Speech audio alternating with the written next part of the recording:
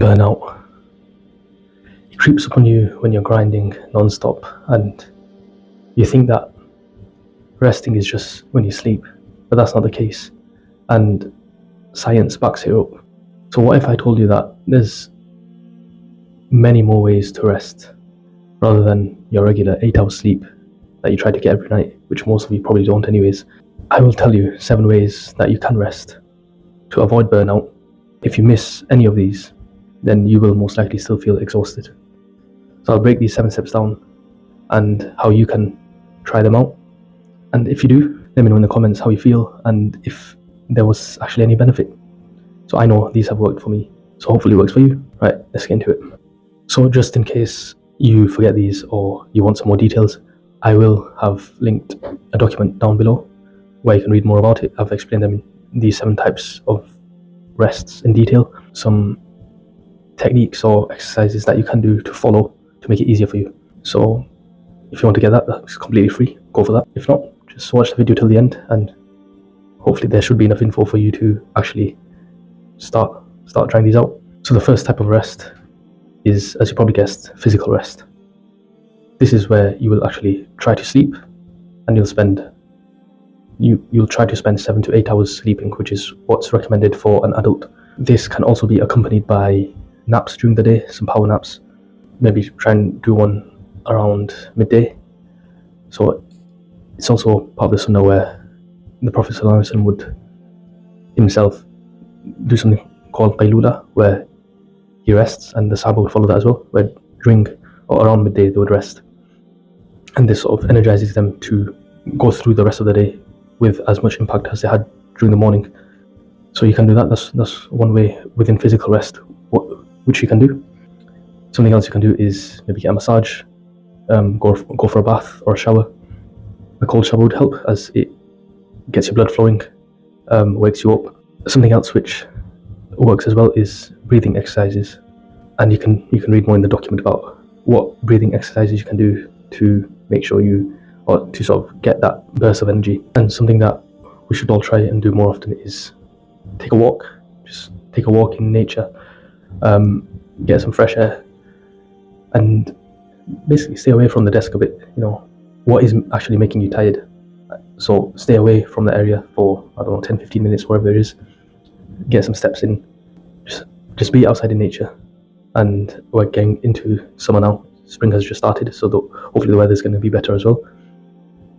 I'm not sure if you can see, but it's pretty bright outside today.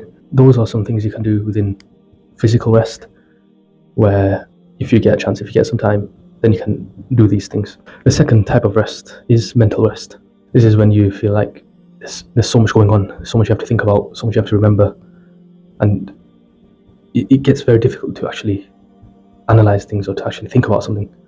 So you just need to clear your brain, have a rest, just don't think about anything anymore.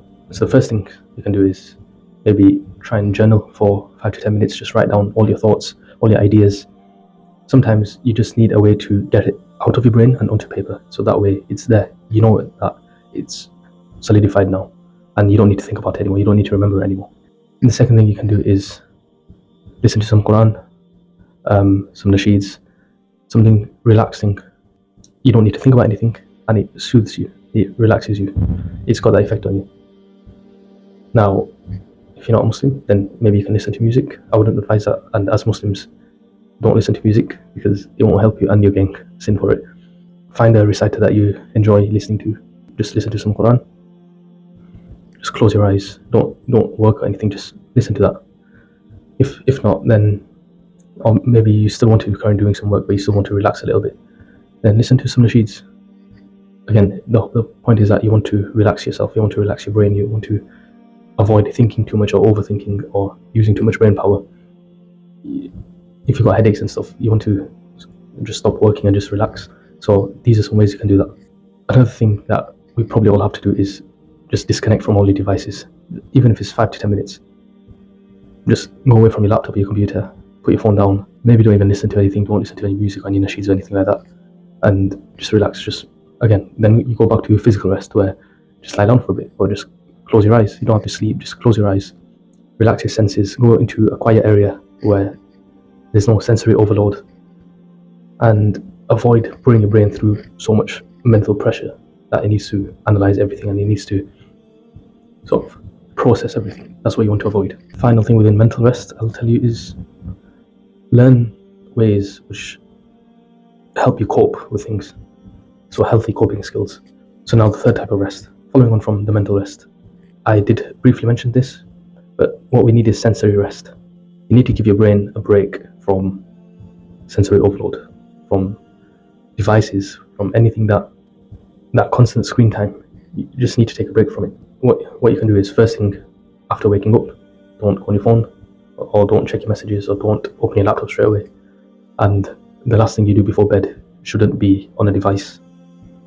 Technically, you shouldn't do anything for a while before sleeping, even if it's reading or something like that, because I mentioned this in another video, but you want to avoid thinking too much. You want to avoid using too much brain power, because if you then go to sleep straight away, you'll constantly be thinking about and processing whatever you've just listened to or read or watched or whatever it is. So you want to, just before sleeping, you want to wean off that and definitely avoid any screen time. Another thing to work towards that sensory rest is go to a place of quietness, calmness, somewhere where you're not bombarded with noises or lights or anything. You don't want to talk to people.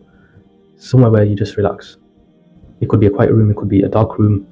You'd find this at work as well, where you get focus rooms. A room like this, where there's not too many sounds. The screens in front of me are pretty much closed except this and my notes here. So somewhere where you just switch off for a bit. That will sort of help your condition, help you relax, and then build up the energy to move forward again. It can also be something as simple as just closing your eyes. A minute, 2 minutes, just close it. Don't go to sleep if you don't want to. If you're at work, don't go to sleep.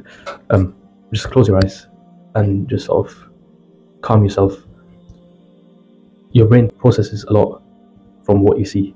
So if you just close your eyes, that's one of the five senses come down, and less for your brain to process. Some techniques in anger management actually rely on you closing your senses.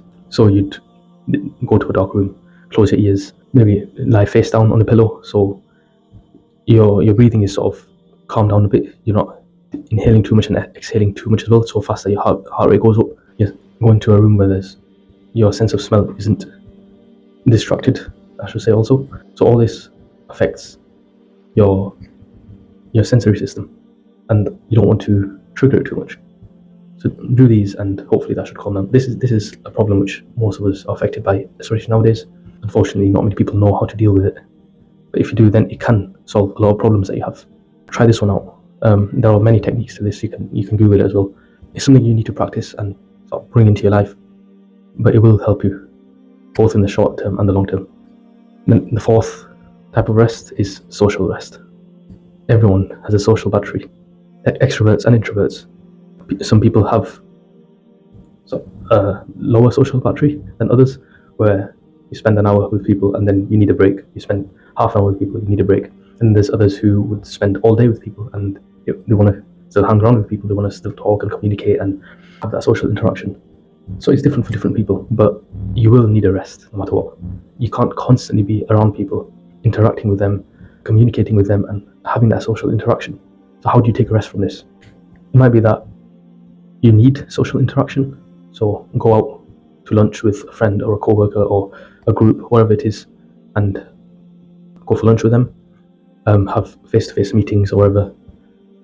Have that aspect where you can talk to someone face-to-face regularly, because there's a lot of people, especially during COVID and after that, where they never got that interaction and it really affected their mental health. So there's that side of the social interaction, or the opposite side, which is what we're more referring to within social rest, where don't have back-to-back meetings, don't constantly try to talk to someone or interact with people, because your brain needs a rest from that. How do you work and spend all your time chatting? They don't fit together. You might be someone quiet and you've got friends or colleagues who are very chatty, they're very social. How do you stop that? Maybe set some boundaries, or on Teams they have like that focus time, so you can set something like that. Do not disturb, where people just don't disturb you. If you're in the office, then maybe go to a room, a private focus room or something like that, where you just do your work yourself and there's no one around you to sort of interact with you or bother you. And maybe take an hour or two work like that. So there are different ways around it where you can limit your social interaction, or you can increase it as well, depending on what sort of social rest you need. Now the next one is pretty important, and that's spiritual rest. So as a Muslim, we see this in our scholars, we see this in our daily life, in the worship that we have to do. But sometimes, especially since we're lacking in that, we don't always feel this rest or this spirituality.